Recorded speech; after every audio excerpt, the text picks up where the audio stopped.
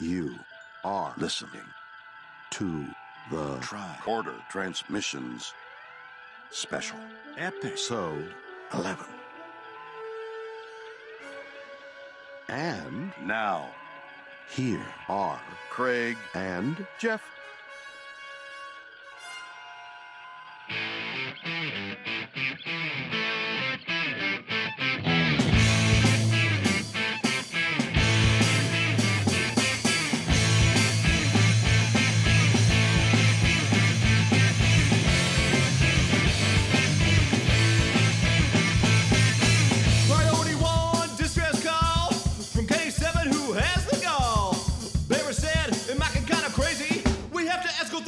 Klingons on board, there might be a fight. Just exercising their shoulder rights. One god forever Klingon on the station to avoid an incident and defuse the situation.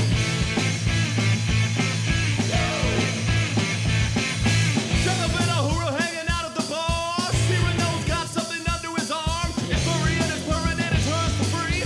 Back up on the ship, there's a discovery. They're born, pregnant, reproducing like wild. Every 20 seconds there's a new Tribble child. Back at the bar, the Klingons try to get a rise. Gotta get pissed when they assault the Enterprise. The Trouble with Tribbles. So cute at first, and then they multiply. The Trouble with Tribbles. They're filling up the ship with will they ever The die. Trouble with Tribbles. So cute at first, and then they multiply. The Trouble with Tribbles. They're filling up the ship with will they ever die.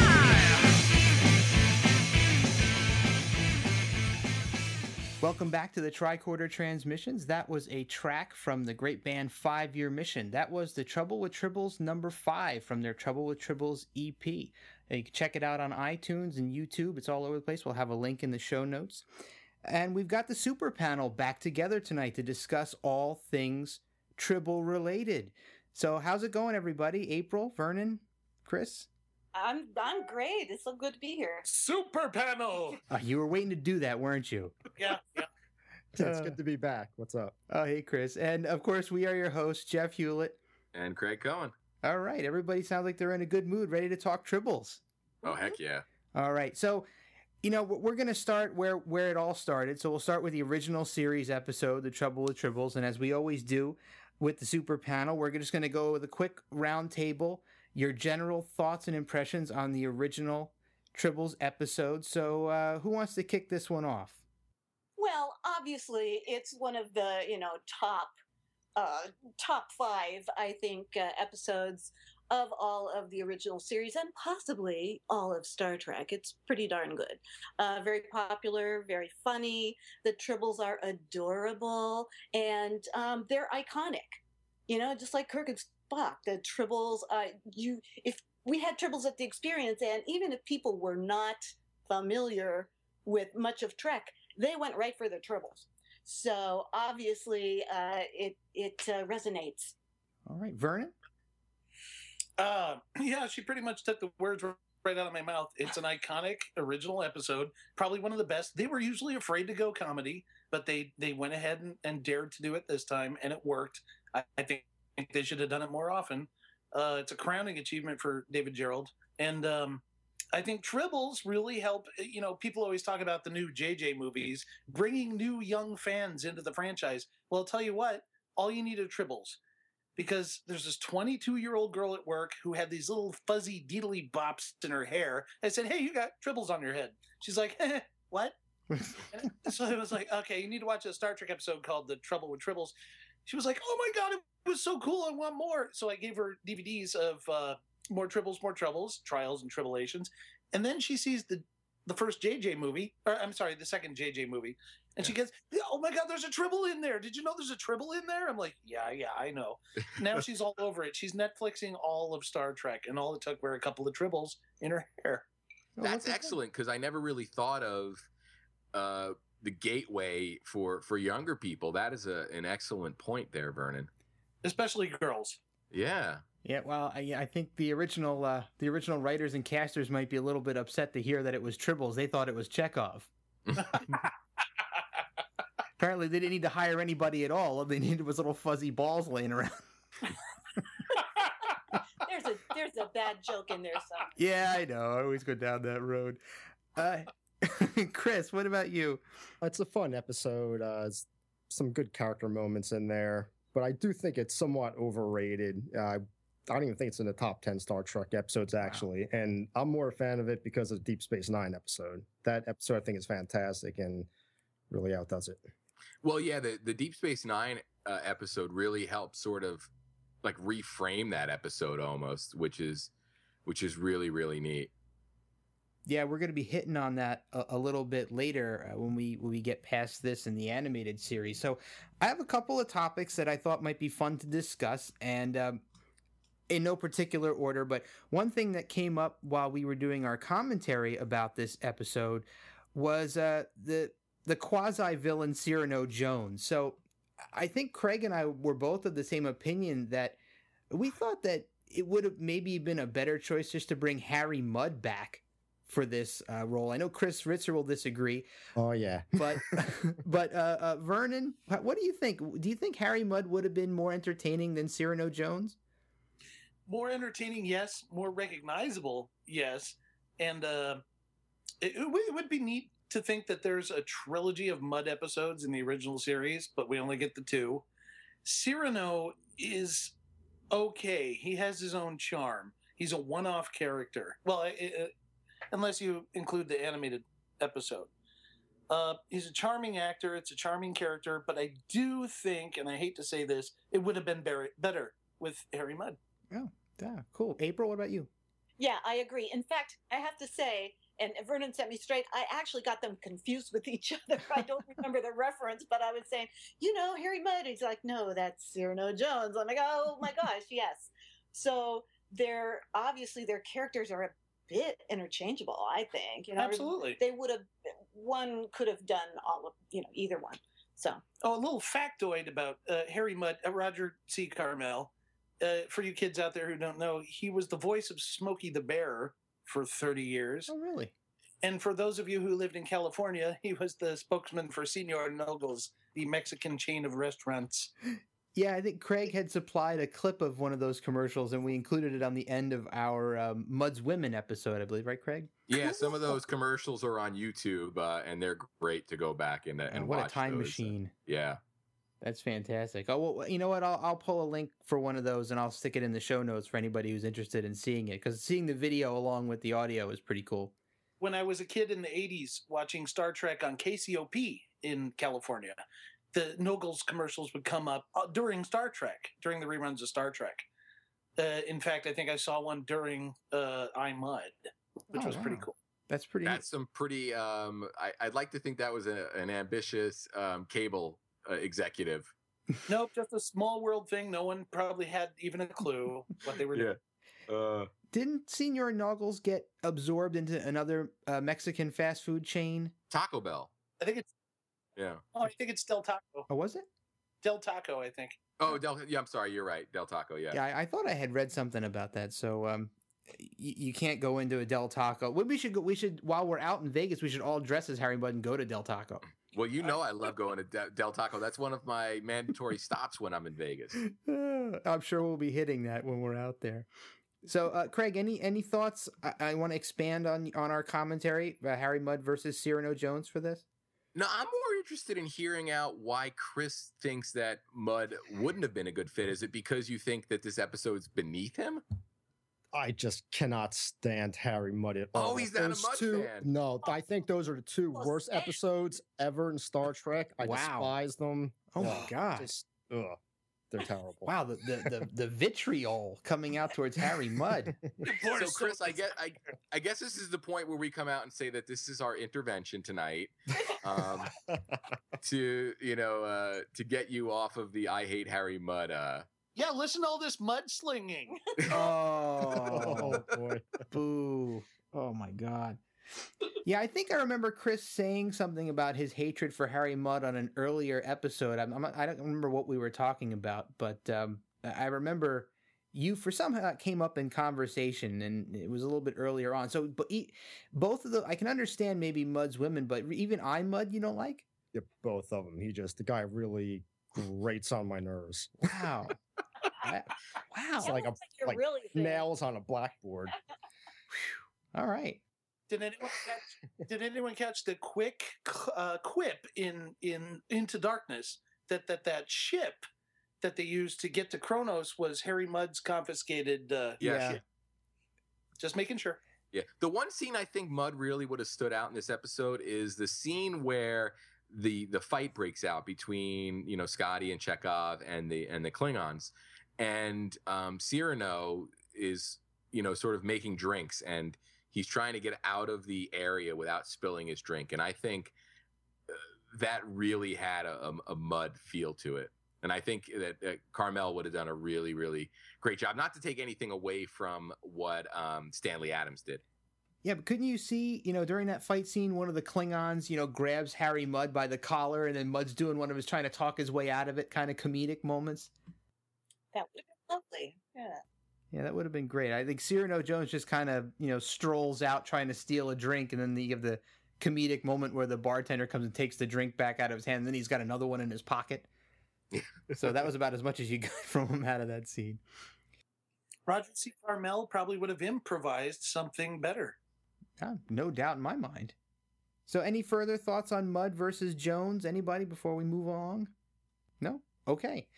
So another thing I wanted to ask you guys about, especially April and Vernon. So this episode establishes the fact that the Klingons are afraid of Tribbles.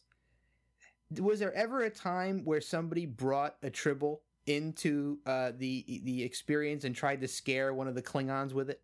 It happened all the time. One particular episode I want to point out is that my niece was 8 years old at the time. She loved Star Trek: The Experience. She was in heaven every time we took her in there. And I was off work, so we were just sitting in Quarks with her parents. I grabbed a Tribble from retail. And Churrock, Mark White's, Commander Churrock, was in the bar doing his rounds. He's 8 feet tall. He's an imposing Klingon. And I gave this little 8-year-old girl the Tribble and said, without her knowledge, knowing, unwittingly, I said, honey, you want to take this over and hand it to the nice Klingon man? He's doing his shtick with somebody at the bar. She comes up behind him and tugs on his, the back of his uniform. He turns around and he goes, what is he? Ah! And he swats it out of her hand, and it goes flying across the bar, which instantly gave me a feeling of, oh no, that's going to scare the hell out of her. But she was giggling so hard she couldn't breathe because he was so scared of that creature. He was, the experienced actors, and I'm not talking about me, I'm talking about the other ones. They really knew how to play. That was a split-second decision Chirag made, and it was absolutely the right one. That's an awesome story. Yeah. Yes. Well, we had Tribbles all over the place. They were kept generally in like a big basket, and they'd replenish the basket because those things went like hotcakes. The Tribble bins. Yes, Tribble bins. And they were always, we always had to get new Tribbles in because they were quite the big seller. But here's one now. Can you hear that? Did you just hit that Tribble? Yeah, you have to hit it. It's a official Star Trek: The Experience Tribble. They were manufactured by, I just read the tag. The Idea Factory in New York City. They manufactured them for our entire run there. I can't even guess how many. Oh my God, tens of thousands. Tens of thousands are out there somewhere. I have about 20 of them. That's right. But so the Klingons would stay far away from those bins. They wouldn't even go near them. And if somebody had a Tribble in their hand, they would either make fun of them or tell them to put it down or whatever. But the Ferengi loved to tease the Klingons, and oh yes. Yeah, they would take the Tribbles out of the bin and chase the Klingons around, and the Klingons were just, they'd be running like little girls. It was pretty funny. I've always thought that concept in the Star Trek canon was analogous to that Greek fable where the lion is afraid of the the elephant's afraid of the mouse. Something about a thorn and a mouse. I don't know. I'm sorry. I'll get back to you. That was an Aesop's fable, wasn't it? Thank you. Apparently. But it all goes back to the fact that I think that the Klingons believed that the Tribbles did like serious ecological damage to Kronos, right? Like the kangaroos in Australia. Yes. Yeah. Or yes. Yeah, I think they briefly. Is it meant? I watched them so close together. It's either the animated series or the DS9 episode. It's Worf explains Worf it. Yeah, Worf explains. Yeah, okay, so it was the DS9 episode. Yeah. So they almost destroyed their home world, and they managed to get rid of them. But they consider them, the Tribbles, to be their enemy. So of course they're not going to have good feelings about the cute little fuzzy guys. Do they still sing songs of the great Tribble hunt? That's my favorite line in the whole thing. That is a great line. All right. So we will move along. So I don't think a super panel discussion would be complete without another one of my harebrained schemes and theories about things that they could have used for plausible explanations for the difference between the original series Klingons and the next gen Klingons and beyond. So as we were watching back with the original Triples episode, I realized that not only does Kirk mispronounce the name, but one of the Klingons mispronounces the name. They both call them Klingons. Actually, that's not a mispronunciation. Klingon is actually how Roddenberry wanted it pronounced. People kept saying, elongating the A and saying Klingons, and that just stuck after a while. But the Klingons are named after Roddenberry's police partner in the LAPD, Robert Klingon. Oh wow. And that's how it's actually supposed to be pronounced. Well, is it spelled differently in the script? Klingan. I don't know how they spelled it in the script. Usually you see the word Klingon with an O. Oh, yeah. And people just naturally say Klingon. But the word is actually Klingon. Oh, that's very cool. Well, I was thinking that they could have used that as the explanation. Now, the old style could have been the Klingons, and the next gen could have been the Klingons. They could have been from the same planet, just a different race, right? Well, they glossed that over in Trials by just having Worf say it's a long story, we don't talk about it, blah, blah, blah. There's a wonderful 2-part episode of Enterprise, Affliction and Divergence, where you get the full explanation for the makeup change. Yeah, the one thing we noticed, though, was that after the, was it Errand of Mercy, where we had the first appearance of the Klingons? Yep. I believe that was the first. Core? Yeah, that was the first. Core had really, really sort of a detailed, defined look. Whereas the one thing that we sort of noticed watching subsequent episodes, and The Trouble with Tribbles is one of them, is you just sort of had guys wearing Klingon suits with, facial hair. And that seemed... hair and facial hair, yeah. Yeah, yeah. And don't forget the grease paint. That's right. Swarthy. Yeah, but see, even it seems like on The Trouble with Tribble, they went a little light on that. They didn't seem as dark-skinned as Core did. In fact, I don't believe Mr. Campbell had any dark grease paint on at all. I think he was just Caucasian. Really? Yeah. No, he was pretty dark. No, he was his regular pasty self in that episode. Oh, now I have to look, because I think you are wrong. That's something they should have fixed in the remaster. There you go. And they didn't even fix it in the DS9 remake either. They're still pretty light. Well, he did have the dark hair and the dark eyebrows and the dark facial hair, so maybe I just thought he was swarthy as well. Can I pull us out of this for just a second and just say that when you're talking to Vernon, you never say the words "you" and "wrong" in the same sentence. Oh, I started something. Well, we could go check it out, actually. No, I know I'm right. So Okay, he's right. I don't have to check out anything. I stand corrected. Sit corrected. Or whatever. All right, now, you guys. Be nice. You're in the same room. So, I guess we've established that my this harebrained scheme is just as invalid as my previous harebrained scheme. So, thank you once again, Vernon, for shooting me down. Sorry. That's his job, though. It's my job, young man. That's quite all right. I discovered that I need some sort of a mute button for Vernon so he doesn't make me look dumb anymore. Vernon's like in the top 1% of Star Trek fans, though. It's pretty amazing. Yes. It's amazing to have Vernon as an ally. Yeah, you don't want him as an enemy. Well, thank God he's on our side right now. Oh, I appreciate that. In fact, you guys know that Larry Nemechek, he does not let me in to the trivia contests at the convention. Really? So 2 years ago, when I noticed it was going on in this room next to the one I was in, I snuck in and I hid behind this rather large woman that was in line.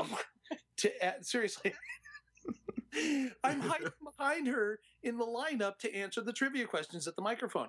And then when she's finally eliminated, he sees me standing there and he goes, okay, Vernon, okay. And he throws the cards away and he grabs this book and he goes, and he asks me a trivia question that he thinks he'll stump me. And of course, I blew it out of the water. And Nice. but to get me back, he didn't just let me have a prize that I would pick on my own accord. He tells Kayla, hand him a J.J. Abrams related prize. Oh. And the audience even knew, what that meant. And they were like, in fact, I think that prize went to April's granddaughter. What is it? It was the J.J. Abrams. It was either a communicator or a phaser. I don't know. They all look the same on that version. Oh, yeah, yes. Yes, you did give it to Dave. It all looks like Appleware. Oh, that's funny. Well, Vernon, can't you cleverly disguise yourself this time? Yes, I will wear the Groucho Marx glasses and mustache next time. Oh, why and don't you just dress up like a giant Tribble I'm and we can roll you in? almost there. I just need the fur. That's about. All right. So, any other thoughts on the original Tribbles episode that you guys want to bring up before we move through to the animated series? I want to say that it was groundbreaking in a lot of ways. Just in the regular sense of the series, it's the first time we get the geography of being on a space station and seeing the Enterprise sliding by out the window. That's a really nice spatial sense. I think the show never had before. Yeah. And it's also it showed a confidence, that episode. It was so confident in the structure of its universe. We're on a space station. We got some political stuff going on. We can even throw in some cute creatures and a funny story. That the episode doesn't come across as labored. It's just, here's a natural story from the Star Trek universe. It's funny and it's cool and it's got some stuff you won't see in any other episode. Very true. April, any closing thoughts on the original series episode? It like I said, it's one of my favorites, and that's about it. I think we covered it. Cool. Chris, anything I love from you? Scotty's reason for starting the fight in the bar. Yes. That is excellent. Yes. They can rip on Captain Kirk all they want, but don't talk bad about the Enterprise. And I agree. I totally agree. Oh, wow. Because, okay, Kirk's a human. He can defend himself. And if he's not around, hey, man, he was just being dissed without being around. The Enterprise, it cannot person to person verbally defend itself. So Scotty was speaking up for the Enterprise. That's a nice way to think about it. That's kind of, Craig a while back had equated the Enterprise to a character on the show. And there was a stretch of time where we barely saw the Enterprise. And he had remarked that he missed that character. Actually, I have one question that possibly Vernon can answer for us. And I know we briefly discussed it on our commentary for this episode, but Vernon, is there any explanation that you know of that explains how Scotty transported all of the Tribbles over to the Klingon vessel? Well, he would have had to have used intership beaming, which during the course of the original series was experimental and very tricky to do. He probably would have had Spock use his scanners to lock those life forms, that particular kind of life form, into Scotty's transporter matrix and get them over there. They gloss over that part, of course, in a cute little story. We'll never know exactly how it was done. But between Scotty and Spock, that's a totally plausible routine. Good enough for me, Vernon. I knew you'd have the answer.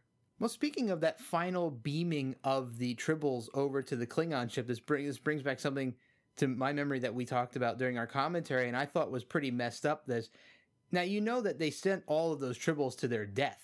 The Klingons are just going to kill them all, right? That's kind of messed up. How do we know that, like Worf says, by the 23rd century, a lot of Klingon colonies were overrun by Tribbles? How was it not? Maybe it was Koloth's ship. That's right. That brought them there.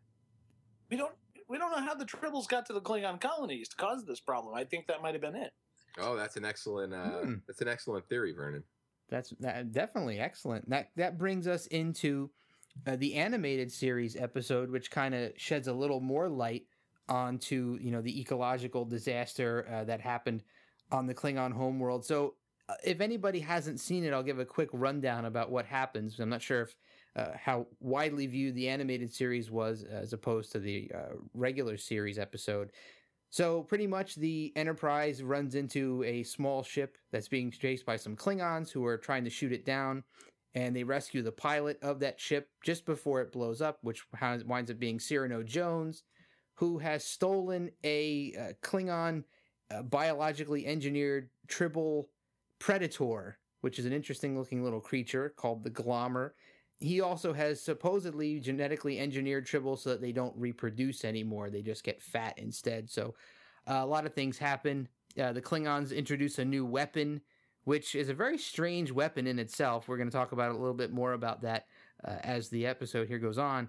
But everything winds up being okay, and McCoy at the end saves the day by actually creating a sterile Tribble, and I guess maybe ending the Tribble menace as we know it. But anybody out there have any thoughts on the animated series episode in general? How about Vernon? How about you start? Well, the fact that the Tribbles were genetically manipulated to be fat and sterile.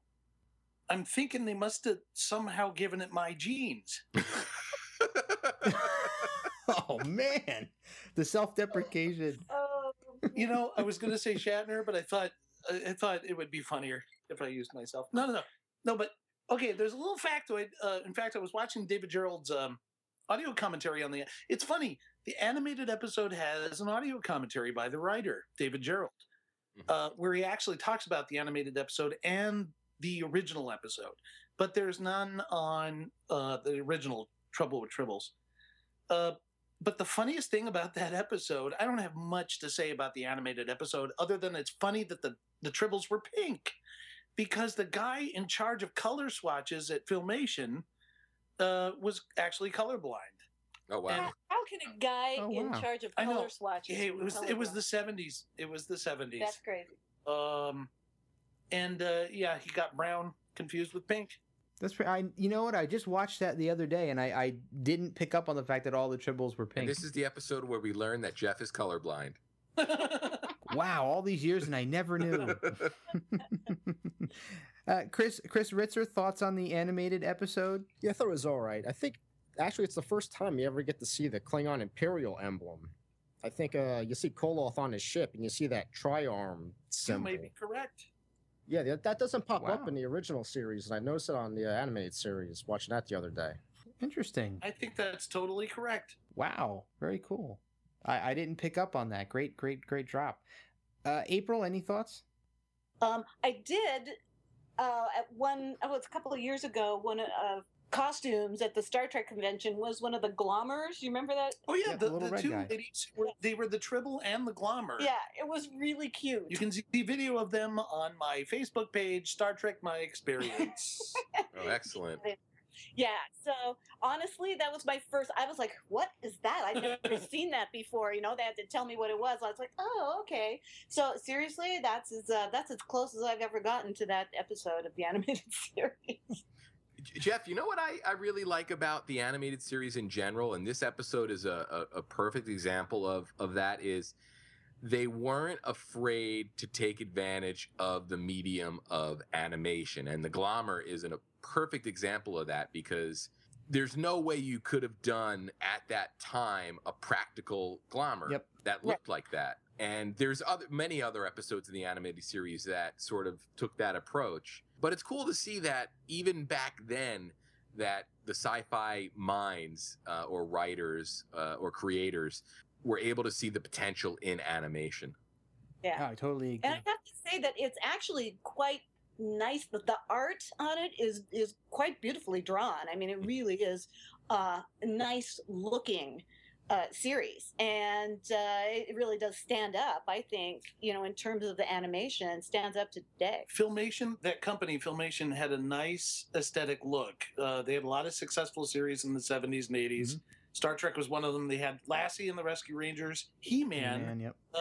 They did the Brady Kids, which was, I think, their biggest hit next to Star Trek. They had a really good aesthetic look. with a very economic style of animation. I know they made me happy when I was a kid. Yeah, me too. Had a lot of fun. I was a big He-Man fan when I was a kid. So He-Man and the Masters of the Universe. Yeah, that's pretty terrible. My voices are pretty bad, but I think it's a good time for a super panel sidebar here. You guys ready for this? I'm just gonna throw this out there for everybody. So animated series, canon or not, Vernon? Okay. Despite what those involved with the creation of Star Trek say or think, that being posthumously Gene Roddenberry, you've got DC Fontana, you have people like the Okudas, who many fans consider the authorities on Star Trek, whether things are canon or not. In my little fan brain, I consider Star Trek Animated canon. Not only because so many things in that series fit the rest of the canon and were written by authentic Star Trek writers, but because any inconsistencies in the animated series that people say, well, this is inconsistent, so it can't be part of the canon, are smaller than any other inconsistency you find anywhere else in Star Trek, especially the Jar Jar Abrams movies. So I totally consider it canon, and I think it's a beautiful part of the canon. It fills in that gap between the original series and the motion picture. It fills it in very nicely and artistically. Yep. Yeah, I completely agree. I've already gone on record saying that I believe that it's canon for all of those same reasons. How about you, April? What do you think? As Vernon said, the writers, the actors, the voice, they everything about it was what Star Trek was. So I can't say that it's not canon. If I were to say that that's not canon, I would have to say that what happened at Star Trek: The Experience wasn't canon, which I completely disagree with, because we were designed and produced and written by the people who were involved with Star Trek from the very beginning. True so that. yeah, so we are canon. So just on that alone, I got to say that the animated series is also canon. All right, that's great. A good point about the experience. I hadn't thought about that. Chris Ritzer, canon or not? Oh, definitely canon. I mean, you have all the original actors back for the most part. Roddenberry was heavily involved. He had a lot of the writers from the original series. Yeah, it's without a doubt canon. Oh, right. Craig, I think you went on record already saying it was canon, right? Yeah, and just to follow up on what Chris just pointed out, he said Roddenberry was very involved. I'm not a fan of the retroactively deeming something not worthy, sort of like George Lucas did with the Star Wars Holiday Special. In my opinion, if you take money for something, it's canon. Nice. I like that. That's a good point. Very cool. And I love how you worked in the Star Wars Holiday Special. 2 hours of. Okay. I just tried to watch that last Christmas just as a goof, because I hadn't seen it in years, and I couldn't make it all the way through. Jeff, co-host of Camel Clutch Cinema with me, Guy Hutchinson, made a special edit of that actually makes it watchable. Really? Yeah, he edited it in a way that took out like a lot of the weird, awkward parts. Probably when that one singer is singing to Chewbacca's dad, and it gets kind of. That's Diane Carroll. That's Diane Carroll. You can't take that out. Well, it was shortened because I think in the actual episode, it's like 4 or 5 minutes long. You only really need like 30 seconds. Yeah, and Grandpa was kind of like getting off on it, wasn't he? Yes. That is what is so awesome about it. God. So painful to watch, man. God. Oh. All right, so Brought to you by General Motors. According to the Super Panel, the animated series is canon, and I think our word is law on this now. I believe you are correct. I agree. And one last thing I want to add about Star Trek Animated being related to canon is the episode Yesteryear. Yes. I'm sorry I don't remember if it was DC that wrote it or if it was Walter Koenig, but whichever one of them wrote it, it's a beautiful delve into the Vulcan culture episode, which resonates all the way to Enterprise, and a three-part episode they did on Enterprise, which it covers everything from the Salot to the the Forge, and the Kershara. Mm-hmm. All of that was sourced from the animated episode yesteryear. Yeah, and that was DC, by the way, Vernon. Excellent, Yeah. excellent. So it's very difficult to say that it's not canon if future shows used things that were introduced in an animated series episode, right? Yeah, unification. Mhm. Sarek mentions a few things about Spock's boyhood that are directly from that episode. Going into the mountains, spending days in the mountains, he said. Yep. Yep. And his pet, wasn't his pet brought up later too? Yeah, the Salot. Yeah. Oh God, what was its name? There was a name. It had a It name. had a Yep. name. This is gonna kill me when I listen to this later. Well, now we know what trivia question to ask Vernon. There you go. Yeah, very Hope Larry's very- listening. Stop, Vernon. Vernon doesn't know Spock's pet Salot's name. Damn it. He'll have it But I down do by the know convention. The Romulan Salot is called a Setlith. I know that. All right. So I mentioned earlier when I did the kind of plot rundown for the animated series episode that in this episode, the Klingons have this new super weapon that appears only in the animated series episode, is never used again. So I guess maybe they decided it wasn't as good as they thought it was. But essentially what this super weapon did was it was some sort of a beam, a high intensity beam that would completely disable an enemy ship and also partially disable the Klingon ship. So it was kind of like being cloaked where they couldn't fire while they were using it. It was depleting all of their energy to use it. So kind of seems a little bit almost useless for one ship. I mean, if you had a couple of Klingon ships, maybe it would be more useful because the other ones could just blow stuff up while they had you disabled. But did it strike anybody else as odd that they used that weapon as a solo Klingon ship? It was hard to see what the end game of using that weapon was. Especially since the beam was divided into 3 directions. Yeah, at one point, right. If it was simply directed at one ship, well, okay. In that episode, it was aiming it at the Enterprise and the 2 Antares class cargo. The robot vessels. ships, yeah. Yeah, robot ships. Gosh, it just seems to me it was a little overkill for one ship to try. Maybe a network of Klingon ships could have effectively used that weapon. Yeah, like the Klingolian web. Sorry. I like that. It could have been. It's the weapon that could have been. Chris, since you've been pretty quiet, you have any thoughts on that bizarre weapon choice? If they didn't actually go after the other ships, did they? This went after the Enterprise, right? Yeah, well, then the Enterprise was trying to use the other ships to throw off the Klingons, so they That's how they got away split the from them, beam. right? Yeah, that's how they Yeah. broke free. That was Kirk's big strategic move that worked. The robot ships, and thankfully, Uhura was the one that pointed out the robot ships were still out there. Kirk didn't even think of it until she said something. So maybe she's the hero. Oh, she did something useful. Oh, hold on. whoa! Yeah. Chris, One thing to take a dig at Harry Mudd, but well, this is great because I think this being the second the convenience of the super panel, I think we're settling into our roles, and Chris is clearly the villain today. Somebody's got to do it. Or the JJ of the bunch. Oh man! that's harsh. Someday like he it. may listen to this, Vernon. I'm No, sorry. I like feel it. bad I like it. This is great. He likes. He's happy with that. Craig Cohen, thoughts on the weapon itself? No, I don't think anything that we didn't cover on the commentary. I do have one last thought on the animated episode. The fact that they bothered to even get Stanley Adams to come back and do Cyrano. Yeah. True. I love James Doohan's work and the fact that he covered so many voices throughout the animated series and the original series. Hell of a voiceover guy. But couldn't they have brought back Mr. Campbell's voice to do Koloth instead of just having James Doohan do Koloth's voice, which was not convincing? No, he didn't do a good Klingon. It No. was too cartoony. He did his computer voice. Yeah. That's what he did. Captain for James Koloth. T. Kirk.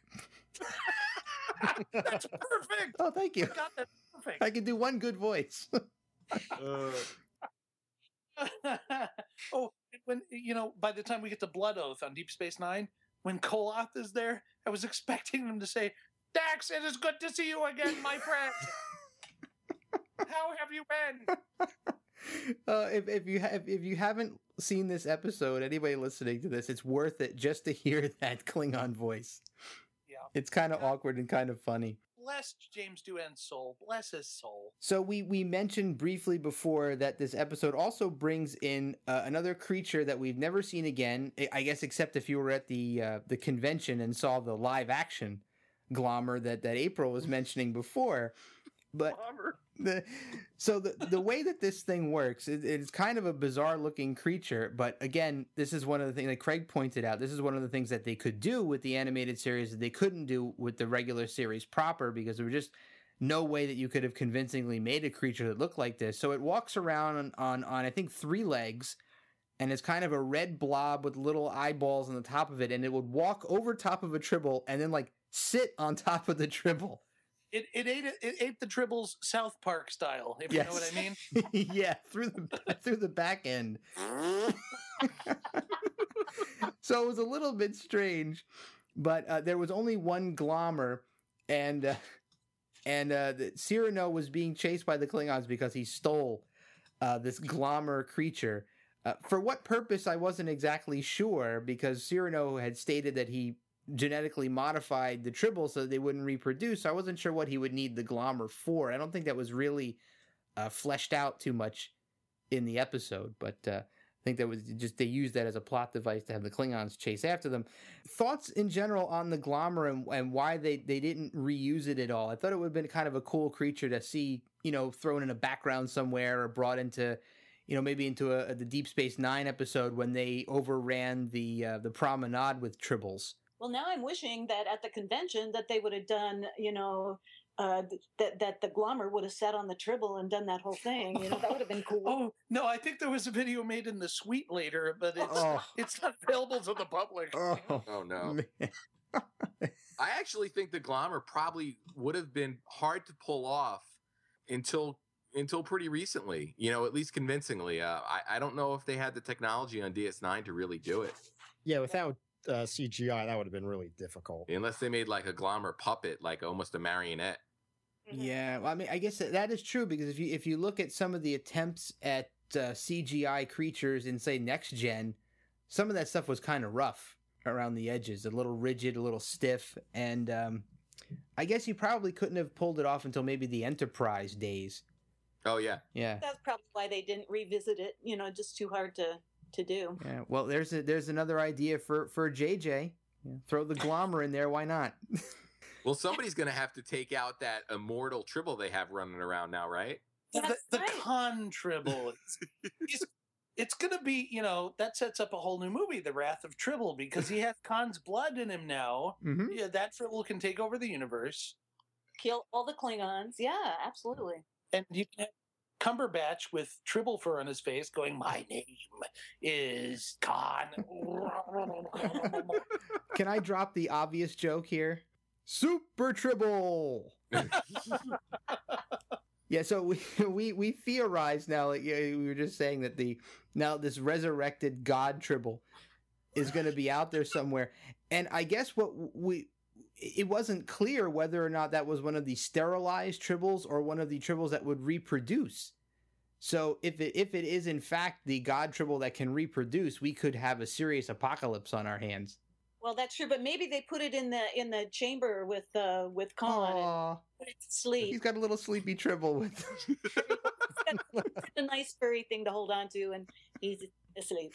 Oh, that's hilarious. Sounds good to me. I think that whole franchise should be put to sleep. Well, Vernon, they just announced the new one. What, you mean Star Wars Episode 7? That's the third Star Trek movie? No, 2016. Just in time for the 50th anniversary. Yep. Oh. So... I guess we won't tell him who's directing it. Oh, tell him. Oh, it's going to be one of the writers, Orchie or Lindelof, or one of those guys. Exactly, you caught it. It's Orchie. Yeah, maybe it might be slightly better. Oh. Because what I love about Orchie and Lindelof, they actually know who I am. JJ doesn't know who I am. Those guys know who I am, and they know I hate what they're doing. Yeah. So maybe this will be entertaining. My biggest concern there is he's never directed a movie before. Yes, that's very true. And here he's going to be directing a $100 million plus budget movie. Well, he can't do any worse than. Oh, I know, because to watch a JJ movie, you'd think he'd never directed before. Oh no! Oh man. Why are we slamming JJ? I know. I'm sorry. I won't do it anymore. Stop it. I'm sorry. Okay. Stop. We were talking about Tribbles. Tribbles. Yes, we were. So we were wrapping up the animated series episode with the talk about the Glommer. So we. That's why Roddenberry didn't want that to be canon. Glommer. Okay. So next up, let's move on. So Glommerberries. So next up, we've got the DS9 Trials and Tribble-ations episode. Yes. Oh, that brings some happiness to the group. So, hey, Chris, do you want to give a plot rundown on this one? okay. They actually get Charlie Brill back to play Arnie Darvin, and he's on the board the Defiant. I think they're taking him back from Cardassia. He was imprisoned or something, and the Cardassians also happen to give the Bajorans back the Orb of Time. So this guy, he gets the Orb of Time, and he sends the Defiant back into the old Enterprise times, and he has a plan to kill Kirk with a Tribble with a bomb in it, which is a pretty good idea, I think. What a great way to kill Kirk. Would have been better than the way he died in that's a fun way Generations. to go out. So anyway, yeah, he ends up telling him exactly what he's going to do and all that. They hunt down the Tribble, and they save the day. But this is it's a really fun episode. The job they do incorporating DS9 cast with the old footage is absolutely fantastic. You really can't tell the difference at all. The coloring they used, it matches really, really good. They did a fantastic job with that. And I really love the 3D models they used for the space station and Enterprise. And I wouldn't be surprised if they used those same 3D models for the Blu-ray Actually, remaster. those were physical models in Trials and Tribble-ations. Really? Wow. Those were motion control models. Great. Yeah. Amazing. Oh, they were fantastic. They were really, really good. There's a lot of great stuff to talk about in this episode, and I'm sure everybody has a lot of really great stuff to say. I wanted to say I recently watched this just to prep for this episode again. I've seen it a few times now, and one thing that really stands out to me is that this episode, it almost feels like a love letter to the original series. They treat the source material so well. They don't at any point treat the original series as a joke or play it off as silly or campy. They really treat it with a lot of respect and a lot of love. I hope everybody else feels the same way. Oh yes, I mean it is. It really is. What you said, it's a love letter, to something that is iconic, and going back to the roots of Star Trek and what made it so popular and so beloved. And just to touch on that again, I have to tell you, has anybody here watched the Star Trek Continues? They're really, really well done fan films. Yes, they're great. And what they're doing is kind of going back and revisiting the original series, and they're using the same lighting and the same shots, and just doing everything the way it was done. And I think that on this DS9 episode, that they really did the same thing, to keep it in that looking like it was from the 60s. They didn't update the old footage. They basically put themselves into that 60s footage and melded it together. And so they just did a great job with that. Oh, yeah, totally. And the other thing that I really like about this episode is how they were able to use points in the original episode to work into the story. Probably the biggest example I can think of is at the end of the Trouble with Tribbles episode, when all the Tribbles are falling out of that overhead hatch. There's quite a few seconds that pass before some other ones come down. And in the DS9 episode, they were able to explain why those other ones came down so late, which I thought was really, I thought that was a really neat detail. And when you watch the original Trouble with Tribbles, you can't help but think of what Cisco and the gang are doing behind the scenes. Yep. Now, yeah, that has forever changed the way we watch that episode now. Yep. Mm-hmm. Absolutely true. So the only weird thing, though, for me, this was one of my favorite scenes in the DS9 episode, but it kind of breaks for me when I watch the original one, is after the fight scene when Kirk has all of his officers in a lineup and he's trying to shake them down to find out who threw the first punch. So you've got O'Brien and Bashir who've been inserted into that line and actually get to talk to Kirk during that sequence, which I thought was brilliantly done. So it was a little bit of a weird thing to go back and to watch the original Tribbles episode and have them not be there. But I thought that scene was exceptionally well done, and it really showcased how much work they put into making those effects realistic. That episode was brilliant, not just in the technical sense, but in the way they wrote what they were going to do to integrate the modern cast with the original one. Absolutely agree on that. There's so many little touches. Yeah, you know what else really sort of, and maybe Chris or Vernon can speak to this, are like the time cops who pretty much. Oh yeah, the Department of Temporal Investigations. Yeah, was that something that was utilized again in Trek? That seemed like the time cop thing seemed like a brand new concept to me. Yeah, that's the only like time. a missed opportunity. Yeah, that's the only time they've actually used them. They've brought them up fairly often in the novels, but not in the shows. Yeah, I love the fact that they when Cisco mentions Kirk, they say he was like one of the biggest offenders. Yeah, it's 17 violations. Yeah. You know, the names Luxley and Dulmer were anagrams of Scully and Mulder. Oh wow. Okay. There was a very early concept where, unfortunately, the studios couldn't agree on a deal.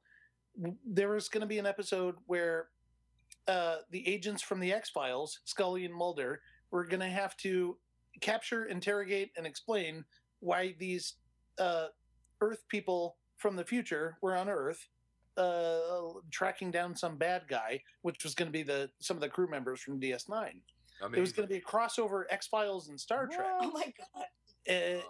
It never got beyond even the first draft before they realized the studios are never going to combine on this. We're never going to do it. Then Ron Moore was proposing something about the Iosians and going back to revisit that and how they imitate. They used to imitate the gangsters of the 40s. Now they're imitating Kirk and Spock. So it's like a Star Trek convention planet. But then they eventually came around to the idea of revisiting the Trouble with Tribbles. And when Ira Bear was talking about that in a restaurant and saw Charlie Brill sitting at the bar, they said, oh, well, there's an omen right there. We're going to do this. But the Luxley Dulmer thing is a kind of a nod or a tribute to this is what we were going to do. This was going to be the X-Files Star Trek crossover episode, which in my Vernon Wilmer fan universe would have been the ultimate thing ever to watch. I wouldn't need any other DVD in the world if that episode had been made. That would have been amazing. Yep. Well, I did not know that was even had ever been considered. Now I'm kind of filling my head with what could have been. Oh God. Hopefully a comic book company will pick up on that and flesh it out someday. Actually, why don't we find an artist and we'll write it up and we'll make a comic ourselves and then get sued. It's a Kickstarter. Let's do this. And then we'll sue us into oblivion. Does anybody have any other thoughts they'd like to share about the DS9 episode in particular? Scenes that stick out to you that you really like? Vernon, anything? I've got a ton of stuff. First off, the effects, the Enterprise and the K7 station. Most people assume they're CG, and in an era where CG was available, they decided to go with physical models. Thank God, because I will take a physical model over a CG shot any day. In fact, Darren Benjamin, the head bartender of Quarks at Star Trek The Experience, he and I were sitting there watching that episode on the Quarks monitors one night, and we got into an argument over it because he swore up and down those were CG. I said, dude, those are physical models and I can prove it to you. my reward will be free Klingon blood draft for a month. Whoa. Oh, that's awesome. He took that bet, and I made him put on the DVD of the episode and put on the Michael Okuda text commentary, which proves it was a 5-foot shooting model of the Enterprise and the K7 space station. So I got free Klingon beer for a month out of that bet. The other things I wanted to mention about that episode of the Klingon makeup change, which it's kind of funny the way it's glossed over in that episode and explained later in Enterprise, because the kind of standardizations that Bashir and O'Brien throw out in the gloss over sequence, what happened? Some kind of genetic manipulation, some kind of viral mutation? Those end up both being absolutely true. That's exactly what happened that we get explained later on Enterprise. It was a genetic mutation brought on by a viral manipulation. By what's his John Shuck, the Klingon actor who played in Star Trek IV, he was the Klingon ambassador. Oh, that's right. Kemarag in Star Trek IV and Star Trek VI. He played the Klingon medical guy who made all this happen and gave us the two different looking Klingons. Wasn't it? Didn't they tie it back to Khan and the augments too? Yeah. That even ties the Star Trek universe in closer by relating it to the eugenics wars. Yeah, I remember that from that Enterprise 2-part episode. That was a very interesting way to wrap that story around. It was the eugenics wars trilogy we get on Enterprise is, let me get this straight, Home, Borderland, and the Augments. So that's a 3-parter you got to watch that ties into the eugenics wars. Then a half a season later, you've got to watch Affliction and Divergence, which is a duology that is a sequel of the previous trilogy, but also ties you into the original Star Trek universe, the Star Trek The Next Generation, and Star Trek Deep Space Nine. You know, the 4th season of Enterprise is really good at tying the whole damn thing together. Yeah, I agree with that. I think Chris was the one that was telling me about. He got me to actually sit down and watch seasons 3 and 4 of Enterprise, because I'd kind of given up on it after most of the first season. But I was pleasantly surprised with some of the great stuff that came out of those last 2 seasons. It got really, really good right before they, of course, canceled it. Of course. Like most relationships. Oh. Any thoughts on the DS9 episode, special scenes, or anything that you like, April? Well, I've been thinking the whole time what my favorite, I don't know if it's a scene, but it's an interaction, is where Dax is all very, very excited to get on the Enterprise, and she's talking about how she can't wait to meet this guy, and everybody thinks she's talking about Captain Kirk, and turns out she's got the hots for Spock. Yep. Yeah. And I thought that was funny. That's my favorite little interaction in that episode. I just love that because, of course, who wouldn't want to be with Kirk? But it turns out not so much. So David Gerald is in that episode. He's one of the Starfleet officers in the Enterprise corridors. Oh, cool. It's a shame they couldn't have orchestrated some kind of cat fight between Dax and Nurse Chapel. Oh, snap. Well, it's too late now, but that would have been awesome. There's one more thing I want to say about that episode. For those of you who own the DVDs of either the original series or DS9, please watch the specials on the making of Trials and Tribble-ations, because it really gives you some in-depth stuff. It's on level. It's not just another behind-the-scenes featurette. It's a multi-plane thing. Ira Bear, and I think Ira Bear does a commentary on that episode on the DS9 version. It's funny. April and I actually both listened to Ira Bear personally in Larry Nemechek's hotel suite talk about the same damn thing he talks about on the DVD specials for about an hour without letting anybody interject about what went on to create that episode, to make it happen, the whole restaurant. So make sure if you've got the DS9 or the original series episodes of anything having to do with Tribbles, that you watch the commentary, you listen to the commentaries and watch the featurettes. It's very educational and historical stuff. Yeah, both of those featurettes are also on the original series Blu-ray. Season 2, I think it's disc 4. It's the Tribbles disc. It's the disc that has nothing but Tribbles on it. Yeah, it's got the animated series episode. It's got the DS9 episode. It's got some making ofs as well. Yeah. Yeah, it's pretty cool. There's a lot of good stuff. Both of those little mini documentaries are excellent. So yeah, I will co-sign on that. Chris Ritzer, any thoughts, scenes, favorite pieces about this episode? Yeah, like after Dax is fawning over Spock, Cisco starts dragging her away, and she's like, "Oh, don't you want to go talk to him and all that?" And this one, Cisco brings up he'd love to talk to Kirk about fighting the Gorn on Cestus 3. Yes. So even Cisco wants more Gorn. Thank you, Chris. I was going to mention that, but thank you for bringing that up. The Gorn must come into every episode. Oh, by the way, everybody, I just want to let you know I actually have a Gorn decal on my car now. Oh, yes. Wow. You're gonna have to send a picture of that out on the Facebook or the Twitter. Oh, I will. I found that there's an awesome vinyl decal set, original series vinyl decal set on ThinkGeek now. Oh, cool. Does it say "I grow weary of the chase"? That's a pretty good Gorn.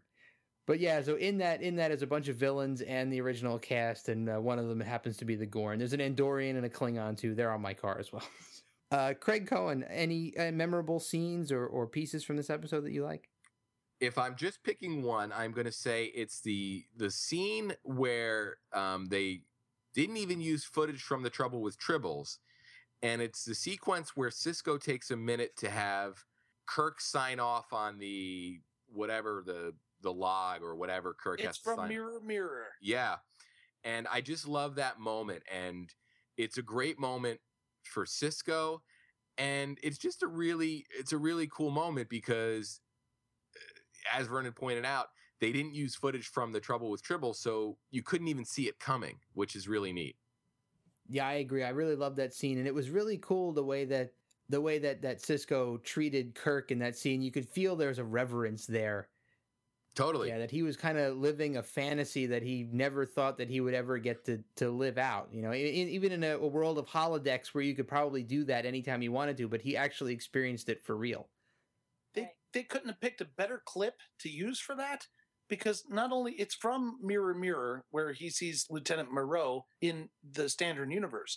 They couldn't have picked a better clip because not only was Kirk in the same casual duty uniform that he was in Trouble with Tribbles, but Uhura is in the background gawking at this Cisco guy like, ooh, yeah. Wow, I want to get with that. And Spock's also giving an appropriate look, like that's a stand-up looking guy, but I don't know who the hell it is. Yep. It's a perfect scene to insert Cisco into. Yep. That's a great observation. I didn't even really think about that. I only kind of concentrated on Kirk and Cisco, but I'll have to go back and look at that again. Watch Uhura and Spock in that scene. It's perfect interaction on all three levels. That is awesome.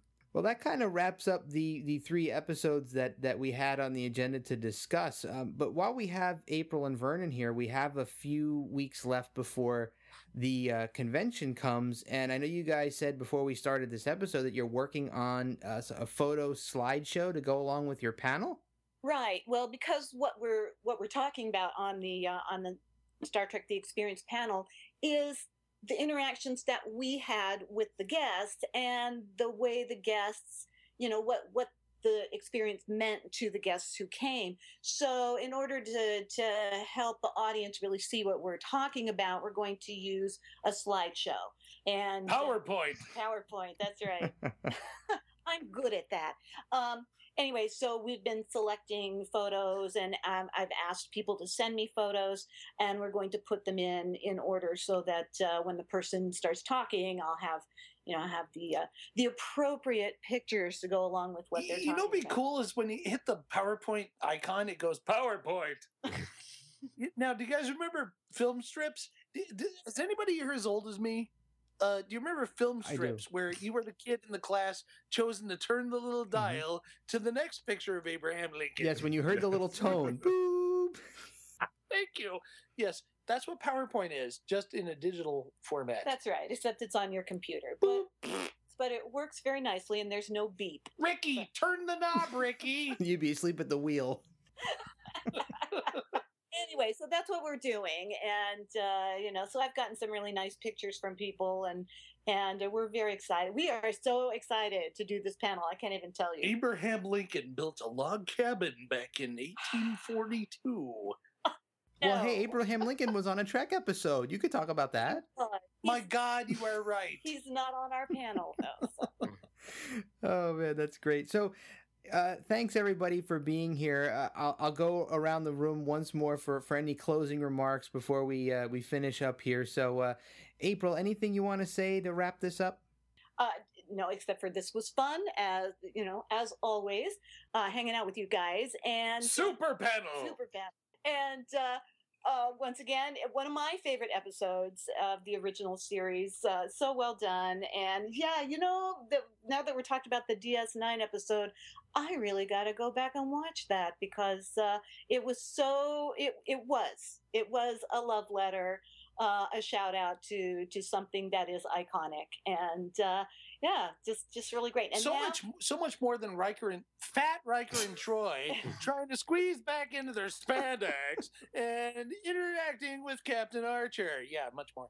Yeah, much more than that. Vernon alluding to the finale of Enterprise. Right. Okay. Vernon, why don't you go next? I'm sorry. Yeah, I kind of butted my way in there. I'm sorry. You did. I think we covered everything Tribble related. We didn't mention the fact you do see Tribbles in Star Trek 3, The Search for Spock.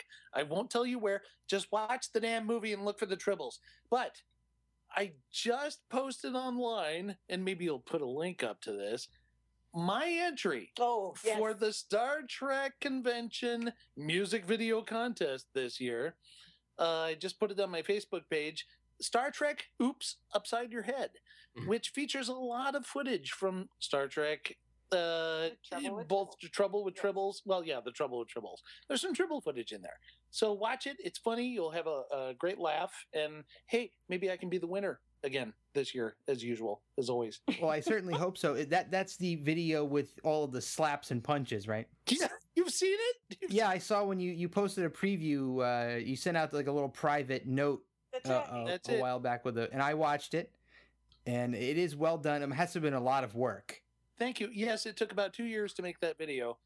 There is more bitch slapping in Star Trek than you would ever imagine until you see this video. Yes, I will vouch for it. As a person who's seen it, it is quite funny, and I imagine when it is played in front of a large audience, there's going to be a lot of laughter there. And I will happily put a link to that. Thank you, sir. In the show notes. Chris Ritzer, closing remarks? All the Tribble episodes are really fun, especially the DS9 episode. And I think we just about covered everything. So, yeah. All right, very good. Craig Cohen. I just want to say that these supplemental episodes with the panels really sort of illustrate how great the show content that we can generate is, and this is really a perfect episode or cluster of episodes to talk about. And I just really am always continually amazed by the topics and content that the Superpanel brings to the table. I always learn something new. So thanks again, guys. Superpanel. Perfect timing on that one. So yeah, I'll reiterate Craig's comments. Thanks again, guys, for being on. This whole Superpanel thing has been awesome, and I'm really looking forward to the next one. We're gonna have to discuss which episode we want to do next, but it's always a heck of a lot of fun to talk to you guys. I'm really looking forward to seeing you guys in Vegas, and thanks as always for being on the show, and thanks to all of our listeners who are listening in. Our listener numbers have been creeping up, and we're very happy about that. Word's been getting out. We've met a lot of great new friends, and we're looking forward to seeing some of them at the convention and getting to know a lot more of you out there. So if you're listening to this and you want to catch up with us online, you can catch us at the tricordertransmissions.com, on Facebook /the Tricorder Transmissions, and TTT_pod on Twitter. April, Vernon, Chris, anybody want to give a plug where people can find you? If you want to friend me on Facebook, I'm April Hebert, Hebert. Just send me a message when you send me a friend request and let me know that you heard me on the Tricorder transmissions. And you can find me, Vernon, and all things Star Trek The Experience related at Star Trek My Experience on Facebook. You nailed it, Vernon. Chris Ritzer, any plugs? You'll be able to find me partying my ass off next 4th of July weekend down in Maryland at Peck Summerfest. So anybody out there, come on out and party. Nice. Very cool. I would. All right. Thanks as always for listening, and we will see you on our next regularly scheduled episode of the Tricorder Transmissions. Take it easy, everybody. And this is another clip from 5-Year Mission to take us out.